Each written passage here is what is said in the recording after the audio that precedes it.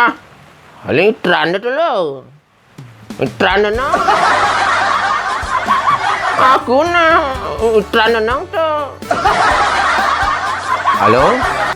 Halo Bayan. Ijo nih. Sibuk ah? Juma. Ajanian ni konten ada acara konten. Engken. Marau kan ajak mancing Bayan. Oh mancing. Pas sedang long ni, tu sing ada acara kerja ni. Nyen ajak di tu. Saya ada nyen Bayan. Makanya nelpon Bayan kalau ajak mancing gitu. Oh sing ada nyen. Oh nana. Umpan bang apa?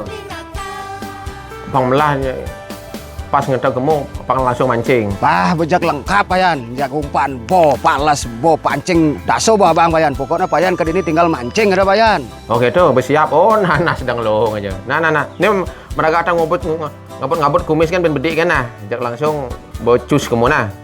Antos dan itu paling ada 15 menit dekat begitu nah. Oh, oke Bayan, siap. Ditunggu, udah makelonyan Bayan. Yo. Lama itu anal malu pasal dah mah. Lama itu dot naik nyongkok ini itu dah di sini. Lama ndak. Ya, kamu tolong tu anan tu nih. Nyaman tu nih, apa ngada masih ringan kayak ni nih. Nah kawan mau nonton nah kalau nak jadi apa ni siap kalau ni boleh manyalan kalau nganggal nih. Kalau mau ni dah kini lah kan ngoyong di ni hendak. Ya apa betul mal kalau teka. Apa sel malu dongnya? Ni sana ibu masih nanya kolego sana tu. Ibu main sangat nyalan. Tu.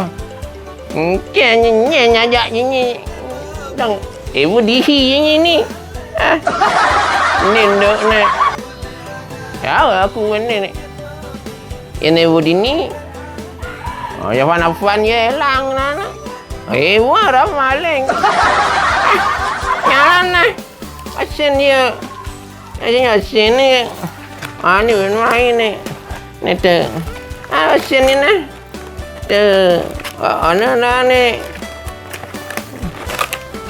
ni lan pegat dengan tu kalau lego nyalan racur aja lan tua gini mungkinnya alo wasin ayo elangnya anak ibu orang maknya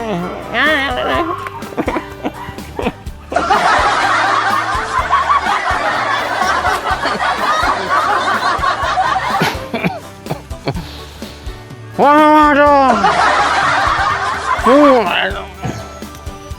Jafu men lakon ni na. Kalau tu ada nang buana ya. Misi mancing. Saja mancing na itu nana. Jafu laku nang bene. Yan kuarang. Anak mugayan tenu di tu. Ibu undang Yan fusu ni. Ibu tua kini jauh ni. Ada kakul ni. Kakul lah lihat ni. Mana kakul mancan petang. Kan ibu syuhud. Kakul ibu man. Petang ni marah boleh. Kan tak tepuk lumu ibu. Ni asal ada kakul buat ini. Jadi kakul lah lihat ini.